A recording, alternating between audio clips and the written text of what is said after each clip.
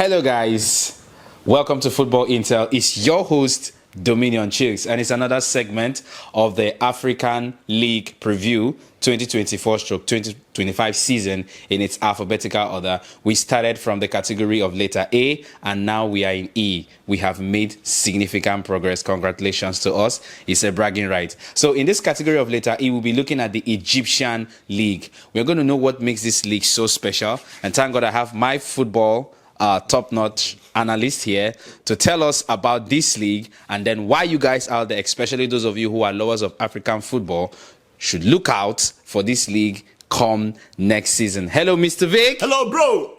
Good to have you. Yeah, thank you so much. Okay, so tell us and tell the world out there what makes the Egyptian league so special.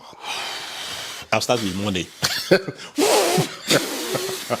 I'll start with money. Money. They say money makes the world go round. So this league is worth 161 million euros. Wow. Yeah. 161 million euros. Yeah. Let's go, guys. Yes. So league are begging for just 1 million euros. Make you use wedge your conscience. Wow. Whoa. Impressive. I don't know which other league that has such a deep history like the Egyptian League. Once Egyptian League is mentioned, the two clubs, or will I say 3 or 4, okay, that rings on our bell is 1. Al-Ahly. Then Zamalek. Then Ismaili. Yes. Okay. Al-Masar. Before we now start talking about the pyramids. Pyramids are still babies. I'm sorry. Still babies. With all due respect, but then why do I say baby? Because they were just converted recently. They were, I can't remember the name of the club that was converted because of a billionaire, a Saudi billionaire came in, bought that club and turned it into pyramids. So, by the way, guy, this league, history, big o. So, the first club that was established during the British Empire is called El Hadid. Yeah, El Hadid in 1903. 1903. Fine. Okay. But then, going forward around 1922, we now had a league, a proper league.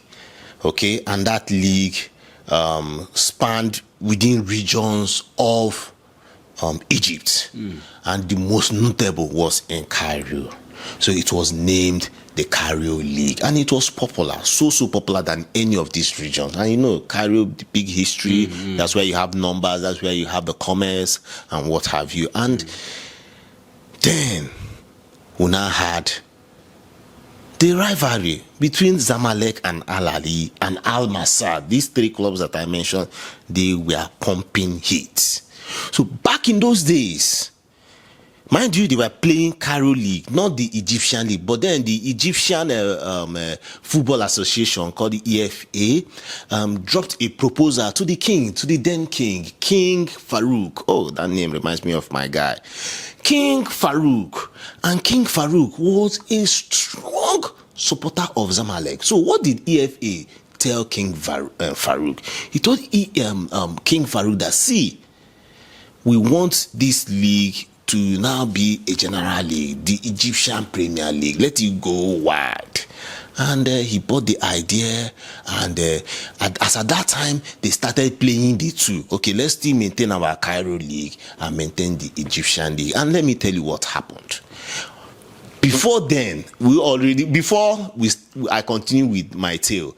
Remember that as it stands now, the Egyptian League, you have Al-Ahly having 43 titles. 43 Wow, titles. 43. 43 Whooping 43 titles. And you know they are number 1 in the CAF Champions League. Yeah, definitely. That one is their best. Then, right now, Zamalek has 14. Okay, 43. Lay 43, lay 14. Are they mates? No. They sound alike, but they are not mates. Guy. King Farouk said, okay, let's play. They were playing the Cairo League, they were playing the Egyptian League. But then, you know what caused this massive difference between these two clubs? Because Zamalek was concentrating with the Cairo League. And Al Ahly concentrated with the Egyptian League. Guy, over time, the Cairo League was cancelled. And all the titles, although there are still statistics, but you cannot also change those titles from Cairo League, turning them to Egyptian League. And that is why that number is huge. But that does not mean that they did not win plenty titles much later. I'm talking about Al Ahly. But then let me come in so quickly. So while this league was progressing, games we have been playing, the rivalry, the passion is too much in Egypt when it comes to football. Many things can happen. But then let me please fast forward to 2011. Something historic also happened in 2011. That there was an uproar. That's the uprising in Egypt. And we saw what happened then. Hosni Mubarak, the then prime minister, lost his power due to the uprising. And it was noted that Al Ahly were big sponsors. Their fans really came out to oust the prime minister then. I remember what I told you. Zamalek was for Farouk.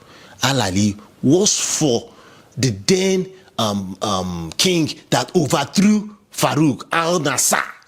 So that was where the main rivalry started. It was just pumping and pumping and pumping up till date. Now, when Hosni Mubarak, sorry, this is not just history, okay? Football and history, football and culture. Thank you. So,